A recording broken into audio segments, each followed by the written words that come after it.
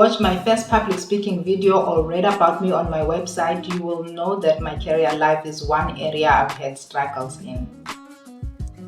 God has always been so kind to me by giving me a job, and I've always been grateful for that.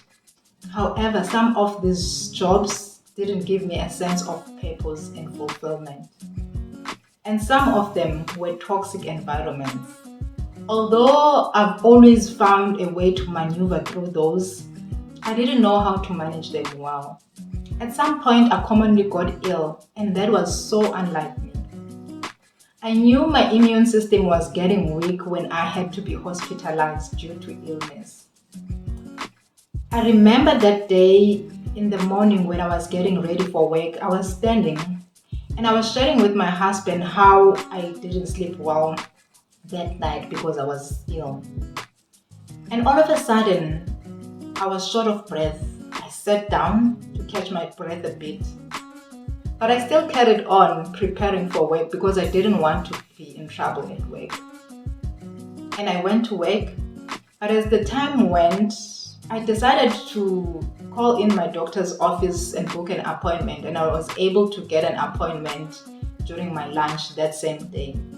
Lunchtime came, I went off to my doctor's appointment and left my lunchbox behind because I was going to come back. Little did I know that I was going to be admitted that same time. The doctor did the checkup and she reprimanded me for not listening to my body when it was crying so out loud for my attention. I stayed in hospital for a week. After I was discharged, my doctor booked me off for another week to fully recover. During that week, I did a lot of soul searching, asking myself questions such as, is this really what life is all about? That you wake up every morning to go earn a living? Was this my life purpose? I was seeking the purpose of life, specifically what my personal purpose was.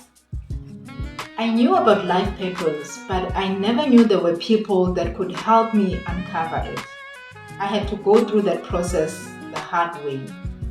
But that week of hospitalization was the beginning of what was yet to come in my life years later, and long after I left the company I worked for. During those years, I was journaling my thoughts and crying, praying and fasting, seeking answers to my questions. It was not until 2019 when the light bulb started to come on bit by bit. I realized that I was an encourager, but at the same time, a lot of things that were close to my heart and still are close to my heart started revealing themselves, and there was still a level of uncertainty as to what is happening, what is it amongst all these other things that kept popping up. And I had a frustration because I also didn't want to box myself into just this one thing.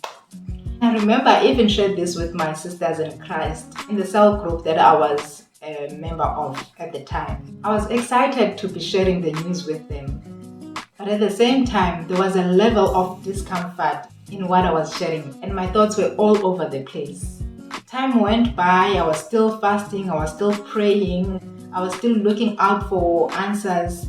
And I read a book by Dr. Miles Monroe, Discovering Your Potential. And that book played a huge role in the process. In fact, all his teaching that I listened to, they played a huge role in my life purpose discovery. And at that time, I started to have certainty of what it was that was really at the core of what my passion was. I started to appreciate the journey that I had to walk to get to my purpose.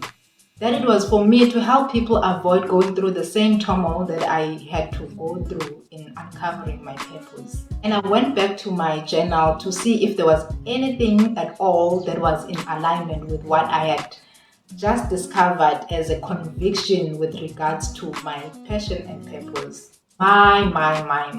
Wasn't I blown away? All I can say to you is that God is always talking.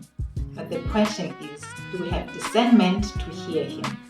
As much as I had uncovered all of this and I was excited, but I still didn't know how to effectively live out this newly found passion of mine.